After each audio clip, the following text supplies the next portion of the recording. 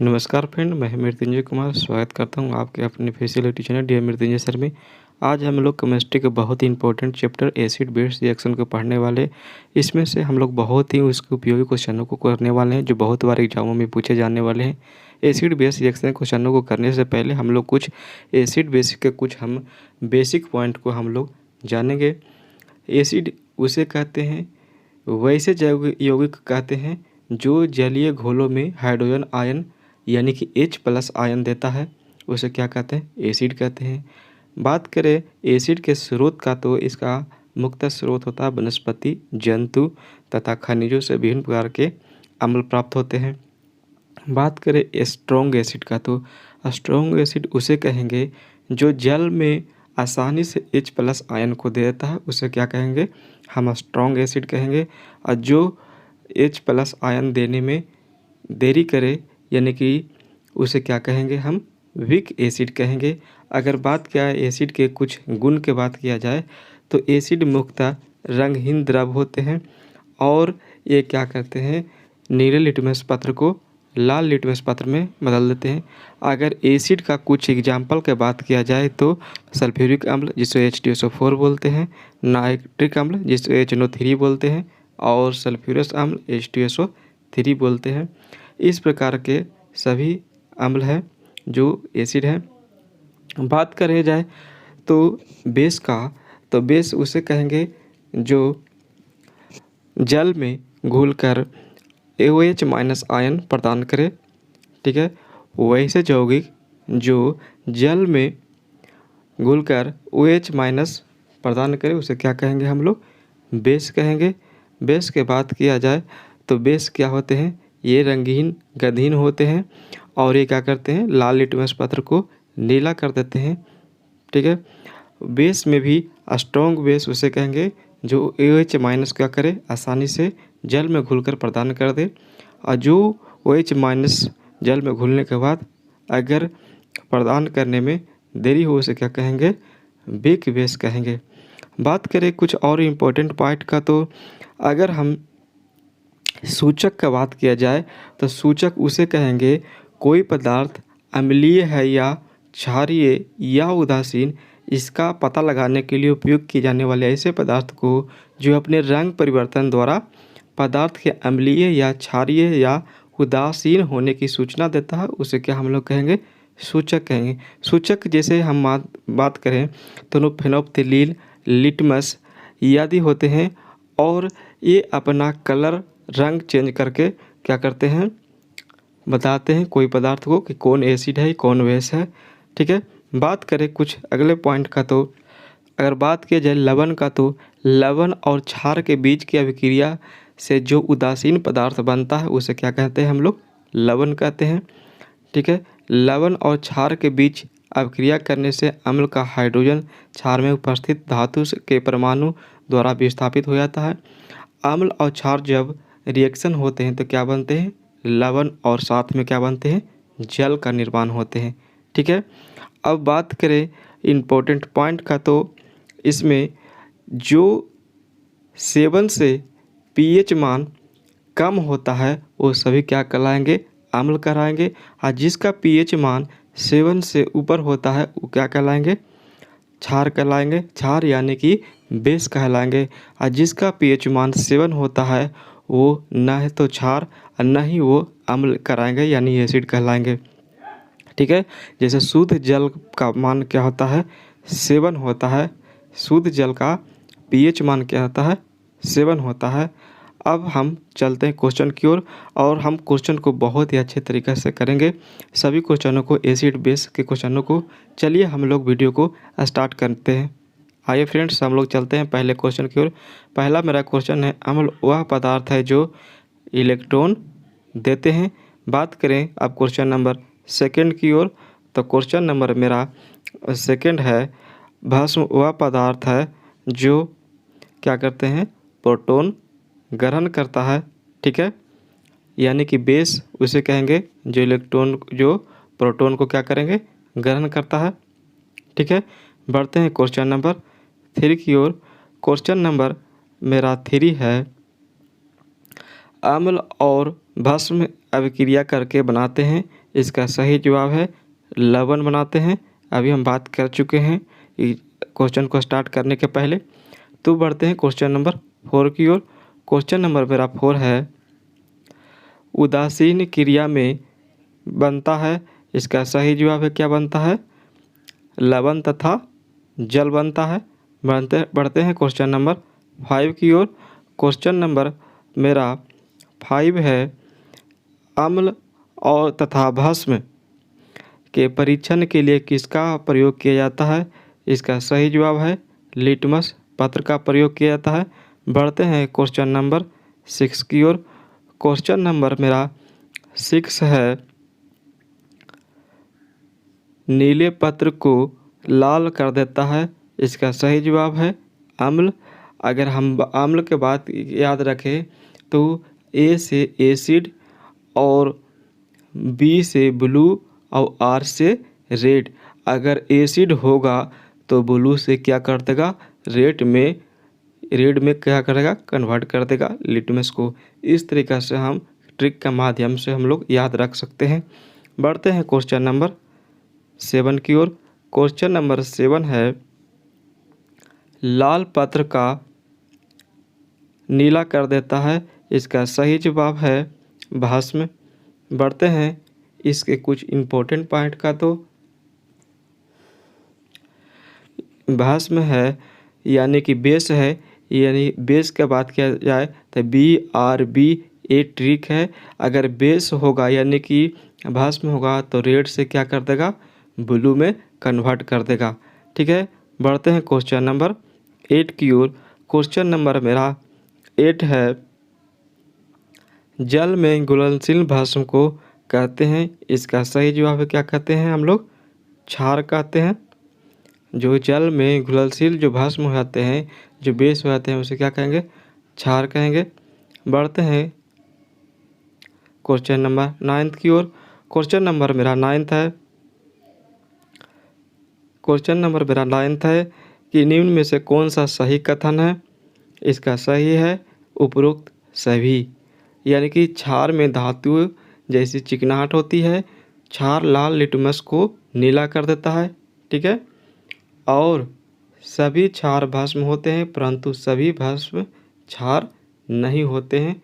ठीक है। बढ़ते हैं क्वेश्चन नंबर 10 की ओर। क्वेश्चन नंबर मेरा 10 है, सभी अम्ल जल में घुलकर प्रदान करते हैं। इसका सही जवाब है H+ आयन। ठीक है।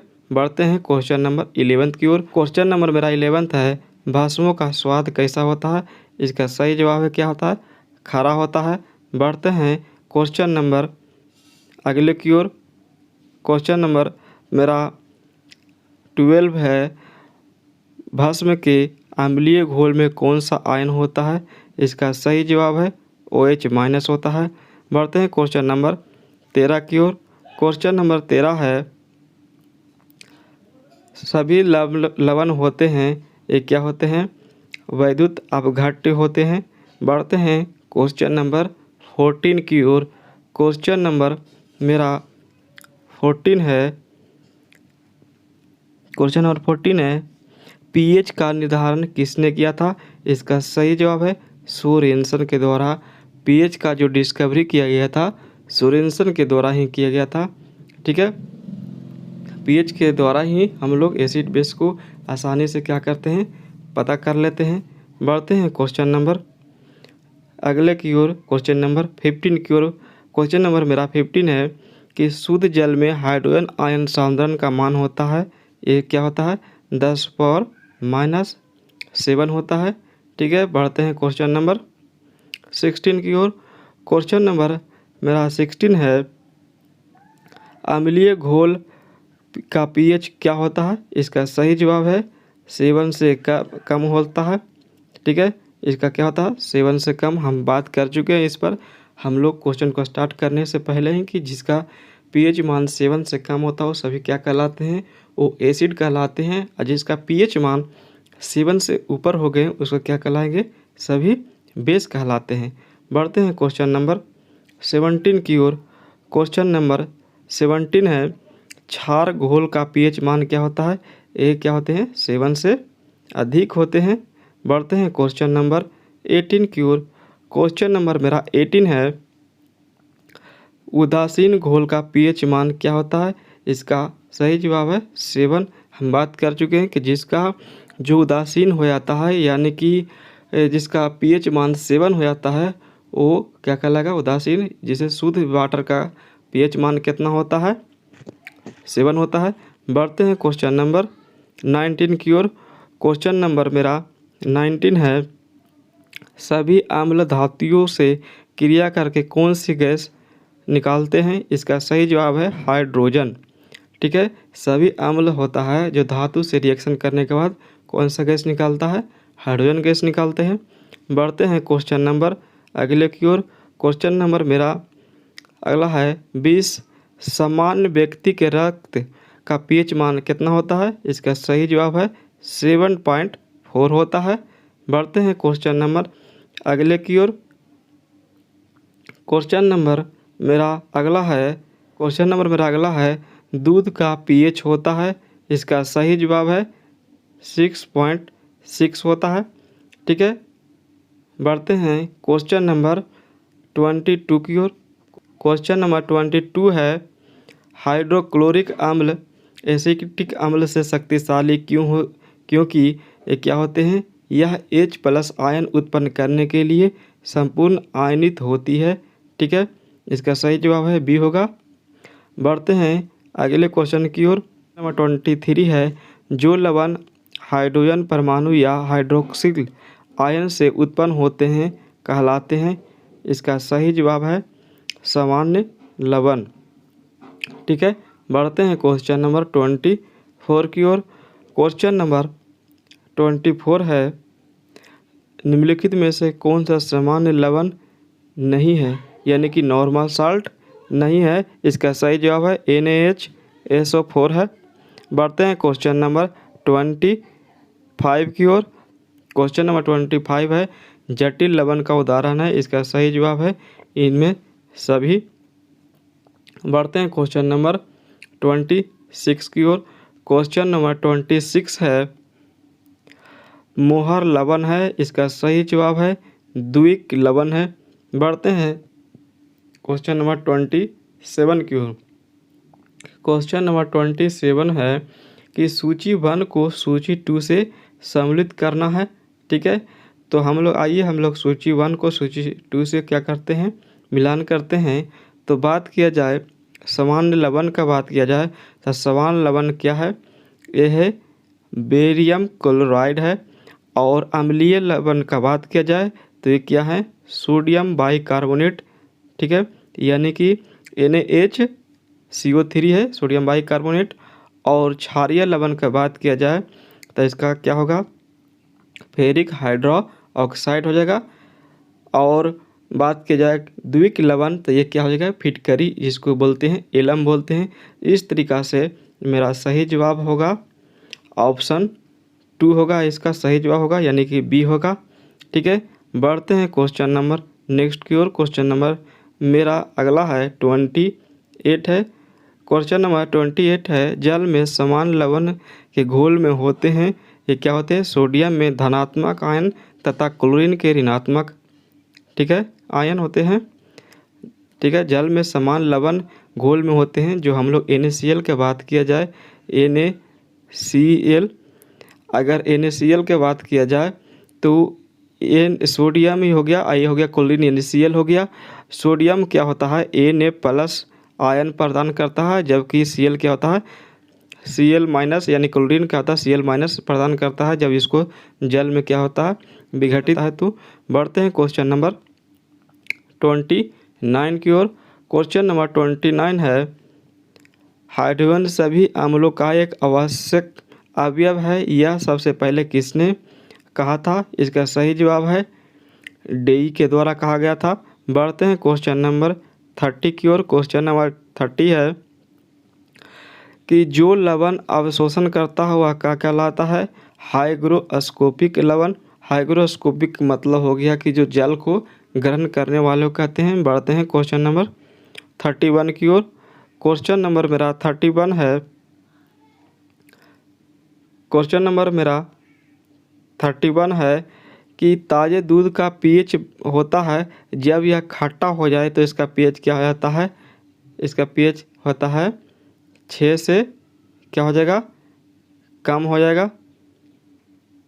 ठीक है, अब बढ़ते हैं क्वेश्चन नंबर 31 की पॉइंट हो गया क्वेश्चन नंबर, हम लोग बढ़ते हैं 32 की ओर। क्वेश्चन नंबर 32 है, क्वेश्चन नंबर 32 है पीएच दर्शाता है, क्या दर्शाता है ये, किसी घोल के अम्लीय या क्षारीय होने का मूल्यांक बताता है। ठीक है, बढ़ते हैं क्वेश्चन नंबर 33 की ओर। क्वेश्चन नंबर मेरा 33 है अमोनियम क्लोराइड का जलीय विलयन होता है, यह क्या किसका होता है, क्षारीय का होता है। बढ़ते हैं क्वेश्चन नंबर 34 की ओर। क्वेश्चन नंबर 34 है H2O और जलीय NaOH से भरी प्ररखनलियों के विलयनों में विभेद किया जा सकता है। इसका सही जवाब है लाल लिटमस द्वारा किया जा सकता है। ठीक है, उसमें डाल के हम लोग क्या करते हैं, पता कर सकते हैं जब कलर चेंज हो जाए तो कौन सा कलर होगा। ठीक है, बात करते हैं क्वेश्चन नंबर 35 का की ओर। तो क्वेश्चन नंबर मेरा 35 है निम्नलिखित में से कौन सा अम्लीय लवण है, इसका सही जवाब है H2CO3। बढ़ते हैं क्वेश्चन नंबर 36 की ओर। क्वेश्चन नंबर 36 है, क्वेश्चन नंबर मेरा 36 है निम्न में से किस लवण का जलीय विलयन लाल लिटमस को नीला कर देता है, इसका सही जवाब है Na2CO3। ठीक है, ये क्या करता है, लाल लिटमस को क्या करता है, नीला कर देता है, यानी कि क्या है, बेस है, जिसको हम लोग ट्रिक से समझे थे BRB। अगर बेस होगा तो रेड से क्या कर देगा, ब्लू में कन्वर्ट कर देगा। ठीक है, बढ़ते हैं क्वेश्चन नंबर 37 की ओर। क्वेश्चन नंबर 37 है जलीय विलयन की अम्लता के परीक्षण के लिए कौन सा उपकरण प्रयुक्त किया जाता है, इसका सही जवाब है pH मीटर के द्वारा किया जाता है। बढ़ते हैं क्वेश्चन नंबर 38 की ओर। क्वेश्चन नंबर 38 है निम्न में से कौन सा यौगिक लुईस अम्ल नहीं है, इसका सही जवाब है BF3। ठीक है, क्योंकि इसमें बैक बॉन्डिंग का सिस्टम है। चलिए बढ़ते हैं क्वेश्चन नंबर 39 की ओर। क्वेश्चन नंबर 39 है शुद्ध जल का pH मान होता है, इसका सही जवाब है pH मान 7 होता है, इस पर चर्चा कर चुके हैं। बढ़ते हैं क्वेश्चन नंबर 40 है अम्लवाह पदार्थ है जो इलेक्ट्रॉन देता है। इस प्रकार से हम लोग 40 केमिस्ट्री के एसिड बेस रिएक्शन के इम्पोर्टेंट क्वेश्चनों को किए हैं। तो अगर आप मेरे चैनल पर नए हो तो मेरे चैनल को सब्सक्राइब कर लें, ताकि और साइंस से रिलेटेड क्वेश्चनों को हम लोग आसानी से कर सकें। धन्यवाद।